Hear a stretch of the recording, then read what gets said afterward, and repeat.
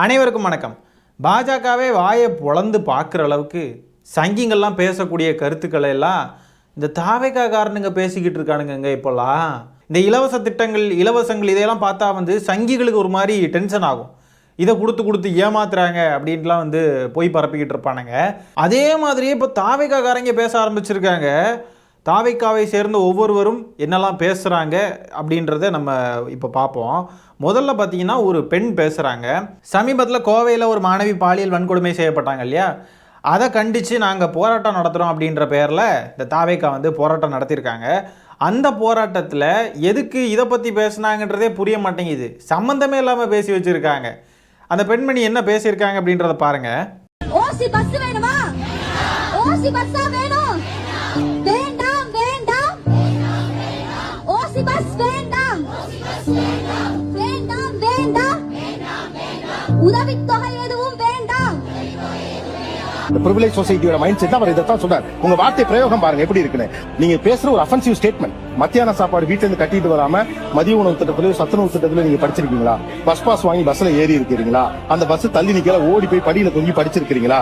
இலவச சைக்கிள்ல போயிருக்கீங்களா? அரசாங்கம் கொடுத்த யூனிஃபார்ம் யூஸ் பண்ணிருக்கீங்களா? இதெல்லாம் பண்ணு நம்ம பேசுறது நான் கேட்கிறேன். அவர் தமிழ்நாட்டை எவ்வளவு வளர்ச்சியா எடுத்துட்டு போறாரு தெரியுமா அம்மா? சொல்லுங்க. இன்னைக்கு நான் 4 வருஷமா பஸ்ல போறேன்னா யாராவது இது வரைக்கும் தமிழ்நாட்டுல பஸ்ல ஃப்ரீயா விட்டாங்களா? நீங்க அதை சொல்லுங்க. நீங்க பெத்த பிள்ளை 10 ரூபா தர மாட்டேன்றான். இதை 8ஆம் தேதியே 1000 ரூபா அனுப்பிட்டா. கார்லயே போற பிரிவிலேஜான ஆட்களுக்கெல்லாம் இந்த மகளிர் உரிமை தொகையா இருக்கட்டும், கட்டணமில்லா பேருந்து சேவையாக இருக்கட்டும், இது எந்த அளவுக்கு யூஸ்ஃபுல்லாக இருக்கும் அப்படின்றதெல்லாம் இவங்களுக்குலாம் எப்படி தெரியும்? இவங்க தலைவரமே பாருங்கள், 200 கோடி ரூபா சம்பளம், காரில் நல்லா ஜாலியாக போயிட்டுருக்காப்புல, பெரிய பங்களாவில் வாழ்கிறாப்புல. அவருடைய கருத்துக்களும் இதே மாதிரி தான் இருக்கும். இதே மாதிரி தான் அவரும் பேசிக்கிட்டு இருக்காப்புல. சாமானிய மக்களுடைய கஷ்டங்களையும் அவங்களுடைய உணர்வுகளையும் மதிக்கவே தெரியாத ஒரு சாடிஸ்டாக இருக்காப்புல. அத்தனை மக்கள் இறந்துருக்காங்க, அவங்கள பனையூருக்கு கூட்டிகிட்டு அங்கே வச்சு ஆறுதல் சொல்கிறாப்புல. அப்படின்னா அப்போ அவருமே அதே மாதிரிப்பட்டவர் தானே. இவ்வளோ ரூபா இருந்தும் கூட செலவு பண்ணி அங்கே போக மாட்டார். நீங்கள் இங்கே வாங்க, ஏன்னா நான் உங்களுக்கு ரூபா தரேன் அப்படின்ற ஒரு மேட்டுமைத்தனமான ஒரு பண்ணையார் புத்தி தான் விஜய்க்கு இருக்குது. விஜய் எப்படிப்பட்ட பண்ணையார்ன்றது நமக்கு தெரியும். அப்போ அவருடைய ரசிகர்கள்லாம் அதே மாதிரி தானே இருப்பாங்க, அவரை தானே பிரதிபலிப்பாங்க. இந்த மாதிரி இவங்க பேசுகிறதுக்கு மக்களே பதிலடி கொடுத்துட்டு தான் இருக்காங்க. இப்போ அந்த அம்மா சொன்னாங்க பார்த்தீங்களா, இப்போ 4 வருஷமாக நான் பஸ்ஸில் போகிறேன் அப்படின்றாங்க. அப்போ இந்த 4 வருஷத்துக்கு முன்னாடி அவங்களுக்கு பஸ்ஸில் போகிற ப்ரிவிலேஜே ஒரு கஷ்டமான ஒரு விஷயமாக தான் அவங்களுக்கு இருந்திருக்கு அப்படின்றது தான் அதோடைய அர்த்தம். அப்போ அவங்களுக்கு இந்த 4 வருஷம் அவங்க பஸ்லேயே அவங்க வேலைக்கு போகிறதா இருக்கட்டும், வேறு ஏதாவது விஷயங்களுக்கு போயிட்டு வர்றதா இருக்கட்டும், அவங்க கட்டணம் இல்லாமல் போயிட்டு வர்றாங்க அப்படின்றது அவங்களுக்கு எவ்வளோ யூஸ்ஃபுல்லாக இருந்திருக்குன்றது அவங்களுக்கு மட்டும்தான் தெரியும். அதே மாதிரி இந்த 1000 ரூபாவையும் அவங்க சொல்கிறாங்க, மாதம் எனக்கு 8ஆம் தேதி ஆனால் காசு வருது, பெத்த பிள்ளைங்க கிட்ட கேட்டால் கூட கிடைக்காது அப்படின்ட்டு அவங்க அவ்வளோ வேதனையில் சொல்கிறாங்க. அவங்க மனசுக்குள்ளே இருக்கிறது அந்த நன்றி உணர்வு மட்டும்தான் இருக்குது. இப்படி நமக்கு ஒன்று கொடுத்துருக்காங்க, நமக்கு இது ஒரு ப்ரிவிலேஜாக இருக்குது அப்படின்னு. இதை போய் வேண்டான்னு நீங்கள் சொல்கிறீங்களே, ஏதாவது மனசாட்சி இருக்கா? இந்த ஒரு உதவித்தொகையோ இந்த பஸ்ஸில் கட்டணம் இல்லாமல் போகிறதையோ நிறுத்திட்டால் அந்த மக்கள் என்ன ஆகுவாங்க அப்படின்னு ஒன்று இருக்குல்ல. ஈஸியாக சொல்லிடுறது, ஓசி பஸ் வேண்டாம், 1000 ரூபாய் காசு வேண்டாம், ஈஸியாக சொல்லிடுறது. இது நிறுத்திட்டா அதை கொச்சப்படுத்துகிறாங்க பாருங்கள். இலவசங்கள் கொடுத்து நாசமாக்குறாங்க மக்களை. அதெல்லாம் ஒன்றும் தேவையில்லை. ஓசி பஸ்ன்ற வார்த்தையை யூஸ் பண்ணுறதா இருக்கட்டும், 1000 ரூபா வச்சு என்ன பண்ணுறது, 1000 ரூபா தானே அப்படின்ட்டு அதை கொச்சப்படுத்துறதா இருக்கட்டும். ப்ரிவிலேஜான ஆட்களுக்கு இந்த மாதிரிப்பட்ட திட்டங்களுடைய அருமை பெருமையெல்லாம் எப்படி தெரிய போகுது இல்லையா? ஒரு வருஷத்துக்கு 12,000 ரூபா நம்ம நண்பர்கள் கூட நமக்கு கடன் தர மாட்டாங்க. ஆனால் இதையே ஒரு திட்டமாக முதலமைச்சர் யோசிச்சு அதை மக்களுக்கு கொடுத்துட்டு இருக்காரு. சமீபத்தில் கூட ஒரு அம்மா ஒரு பேட்டியில் சொல்கிறத பார்த்தேன். அவங்க சொல்கிறாங்க, எனக்கு மாதம் மருந்து செலவுக்கு எனக்கு கொஞ்சம் ரூபா செலவாகுது, அந்த பணம் எனக்கு அதுக்கு உதவுது அப்படின்னு சொல்கிறாங்க.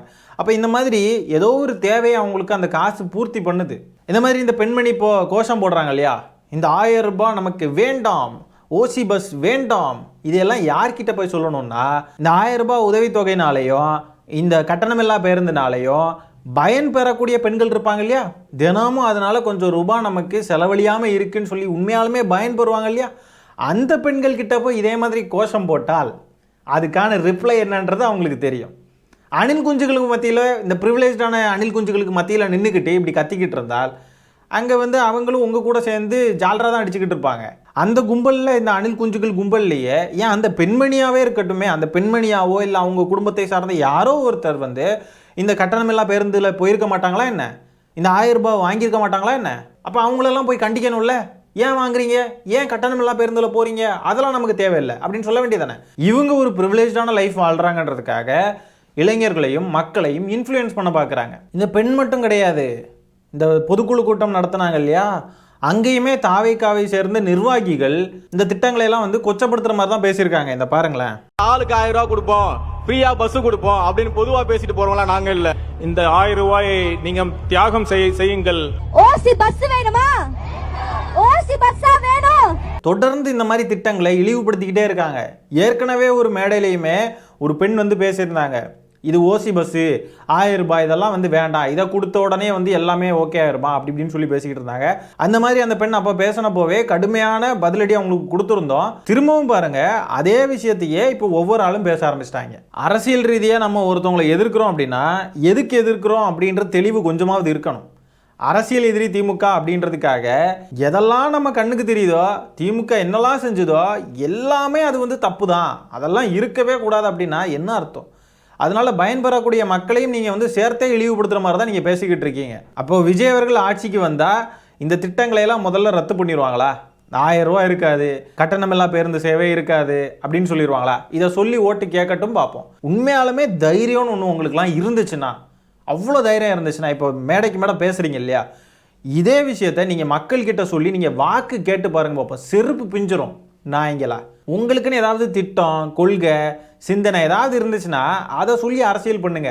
அரசு கொண்டு வந்த நல்ல நல்ல திட்டங்களை எல்லாம் குறை சொல்லி நீங்கள் வந்து அரசியல் பண்ண பார்க்குறீங்களா? இந்த மாதிரி அரசியல் தமிழ்நாட்டில் எடுபடாது.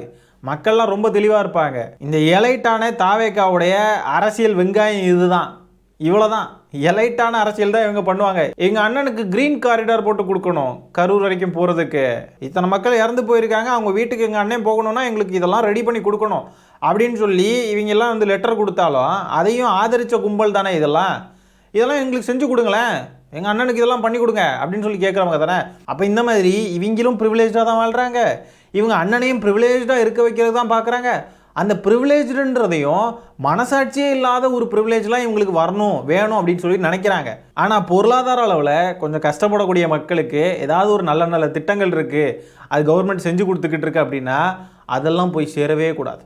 அது இல்லாமல் வாழணும். நாங்கள் மட்டும் வாழ்கிறோம்ல, எங்ககிட்ட காசு இருக்குல்ல, நாங்கள் உழைக்கிறோம்ல, எங்கள்கிட்ட பணம் இருக்குல்ல, நாங்கள் எல்லாரும் படிச்சிருக்கோம்ல, அதே மாதிரி நீங்களும் வாழுங்க. அப்போ படிக்காத மக்கள், பணம் பெருசாக இல்லாத மக்கள், பெருசாக எந்த வசதியும் இல்லாத மக்கள்லாம் அப்படியே வந்து செத்து நாசமாக போயிடணும். அவங்களுக்கு யாருமே உதவிகரம் நீட்டிடக்கூடாது. அரசு வந்து உதவிகரம் நீட்டி ஏதோ ஒன்று கொடுக்குது, ஏதோ ஒன்று செய்யுதுன்னு சொன்னால் உடனே அதில் வந்து ஒப்பாரி வச்சு அழுறது, இதெல்லாம் வந்து கொடுக்காதீங்க. இப்படிப்பட்ட கோழைகளாட்டும் பயந்தாங்குழிகளாட்டும் இருக்கீங்களாடா. அப்போ உங்களுக்கெல்லாம் வயிறு எரியுதுன்னா திமுக அரசு சரியான வழியில் தான் போயிட்டு இருக்கு அப்படின்றத மீண்டும் மீண்டும் நாங்கள் வந்து பார்த்து உறுதிப்படுத்திக்கிறோம். ஓகே, இவங்க எல்லாம் வந்து இதெல்லாம் எதிர்க்கிறாங்க, நல்ல விஷயங்களையும் இவங்கெல்லாம் குறை சொல்கிறாங்கன்னா அப்போ நம்ம கவர்மெண்ட் கரெக்டாக தான்ப்பா இருக்கு அப்படின்ட்டு அதை பார்த்து தான் நமக்கு வந்து ரொம்ப மன திருப்தியோடு இருக்கும். மக்களே, நீங்கள் சிந்தித்து வாக்களியுங்கள். இந்த 1000 ரூபாயை நீங்கள் தியாகம் செய்யுங்கள். நிச்சயமாக 2026 நம் வெற்றி தலைவர் அவர்களின் தலைமையில் ஒரு நல்லாட்சி. இந்த அருண்ராஜ் பேசுறத பாருங்க, 1000 ரூபாயை தியாகம் பண்ணணுமா? எதுக்கு தியாகம் பண்ணணும்? கோடிக்கணக்கில் சம்பளம் வாங்கக்கூடிய இவங்க அண்ணனை முதல்வராக்குறதுக்கு ஏழை எளிய மக்கள் இந்த 1000 ரூபாயையும் இந்த கட்டணமில்லா பேருந்து சேவையும் வந்து தியாகம் பண்ணணுமா? ஏன் அந்த மக்களுக்கு கிடைக்கக்கூடிய ஒரு சின்ன விஷயம் கூட அவங்களுக்கு கிடைக்கக்கூடாதா? உங்கள் அண்ணன் முதலமைச்சர் ஆகிறது தான் இதை விட ரொம்ப முக்கியம். உங்கள் அரசியல் அப்போ இதுதான். உங்கள் அண்ணன் முதலமைச்சர் ஆகணும்னா யார் வேணால் எதை வேணால் இழக்கலாம், 41 பேர் சாகலாம் உங்கள் அண்ணனுடைய அரசியல் வாழ்க்கைக்காக. அப்போ இவங்க ஒரு விஷயத்தில் ரொம்ப ஸ்ட்ராங்காக தெளிவாக இருக்காங்க. அப்போ நாங்கள் ஆட்சிக்கு வந்தோம் அப்படின்னா இந்த மகளிர் உரிமை தொகையையும் பெண்களுக்கான கட்டணமில்லா பேருந்து சேவையும் நாங்கள் முதல்ல நிப்பாட்டிடுவோம். அப்படியே பாஜகவுக்கு இந்த மக்கள் நல திட்டங்களில் எவ்வளோ வன்மம் இருக்குமோ அந்த மாதிரி வன்மத்தை தான் இவங்களும் காட்டுறாங்க. தாவேக்காவை சங்கிகள் இயக்குறாங்க அப்படின்னு சொல்லி நம்ம பேசிக்கிட்டு இருந்தோம். இனிமேல் அதை மாற்ற வேண்டியது இருக்குன்னு நினைக்கிறேன். தாவேக்கா தான் சங்கிகளே, சங்கிகள் தான் தாவேக்காவே. அப்படியே பாஜகவை அப்படியே ரிஃப்ளெக்ட் பண்ணி அப்படியே கண்ணாடி மாதிரி தான், அப்படியே கண்ணாடி முன்னாடி தாவேக்கா நின்று பார்த்துச்சுன்னு சொன்னால் அங்கே தாமரை தெரியும் கண்ணாடியில் எதிரில். ஒருவேளை அரசியல்னா என்ன, அரசாங்கம்னா என்ன, எந்த வித்தியாசமும் தெரியாமல் பேசிக்கிட்டு இருக்காங்களோ. அரசியல் ரீதியாக நம்ம வந்து எதிர்க்கணும் அப்படின்றதுக்காகவே அரசாங்கம் என்னென்ன நலத்திட்டங்கள்லாம் வந்து கொண்டு வந்து மக்களுக்கு வந்து பயன்பெற மாதிரி நடந்துக்கிட்டு இருக்கோம், எல்லாத்தையுமே எதிர்க்கணும். திமுக இன்வால்வ்டு அப்படின்னு சொல்லி எதை பார்த்தாலுமே அதை கண்ணை மூடிட்டு எதிர்க்கணும் அப்படின்னு தான் நினச்சிக்கிட்டு இருக்காங்களோ. இதனால தான் இவங்களை நம்ம தற்குறிகள்னு சொல்கிறோம். புரியுதுங்களா? இப்போ இந்த ஃப்ரீ பஸ் பிடிக்கிறதுக்காக நீங்க 3 கிலோமீட்டர் நடந்து வரீங்க. இப்போ இந்த பஸ் எடுக்கலாம் எவ்வளவு செலவு மிச்சமாகுது? 20 ரூபா 30 ரூபா மிச்சமாகும் சார். ஒரு நாள் இப்போ 20 ரூபாய் மிச்சப்படுத்துறதுக்காக 3 கிலோமீட்டர் நடந்து போய் தான் பஸ் எடுப்பீங்க. அப்போ அந்த காசை வச்சு நான் மதியம் ஏதாட்டு கூழ் அந்த மாதிரி சாப்பிட்டுக்கிடும். நைட்டு வீட்டுல அம்மா சமைச்சு வச்சிருப்பாங்க. சொல்லும் போது ஒண்ணு தோணுச்சு, இலவச பேருந்து விட்டப்போ நிறைய விமர்சனம் வந்துச்சு. அப்போ இந்த 10 ரூபால 20 ரூபால தான் என்ன ஆயிர போகுது, அந்த 10 ரூபாய் 20 ரூபாயை சேமிச்சு என்ன பண்ண போறாங்க, மிஞ்சி போனா போனுக்கு ரீசார்ஜ் பண்ணுவாங்க, எதுக்கு அந்த 10 ரூபாய் 20 ரூபாய் ஆக போகுது, ஆல்ரெடி போக்குவரத்து நஷ்டத்துல போயிட்டு இருக்கு, இன்னமும் நஷ்டத்துல உருவாக்கும் நிறைய விமர்சனங்கள் வந்துச்சு. ஆனா இது போல கதைகள் கேட்கும் போது 1000 கோடி இல்ல 2000 கோடி கூட செலவு பண்ண அரசு தயாரா தான் இருக்கு நம்புறேன். ஆனா உங்களை போற ஆட்களுக்கு செலவு செய்யறது அவசியம். ஏன்னா இப்ப இவங்களுக்கு 20 ரூபாங்கிறது நம்மளுக்கு செலவு 20 ரூபாய்க்கு ஒரு பெரிய அமௌண்டாக படலாம். ஆனா அவங்களுக்கு அன்னைக்கு 20 ரூபாங்கிறது மதிய சாப்பாட்டுக்கு ஒரு வேளை சாப்பாட்டுக்கு உதவுது இல்ல. இதையெல்லாம் பார்க்குறப்போவே நம்ம என்ன மாதிரியான கட்சிக்கு ஆதரவளிக்கிறோம், நம்ம ஆதரிக்கக்கூடிய தலைவர் என்னெல்லாம் பண்ணுறாங்க அப்படின்றதெல்லாம் மனசுக்குள்ளே அவ்வளோ பெருமையாக கர்வமாக இருக்குது. இப்படி பெருமையாக ஃபீல் பண்ணுற மாதிரி ஏதாவது ஒன்று இந்த தற்கொலை அணில்கள் கிட்ட இருக்குமா?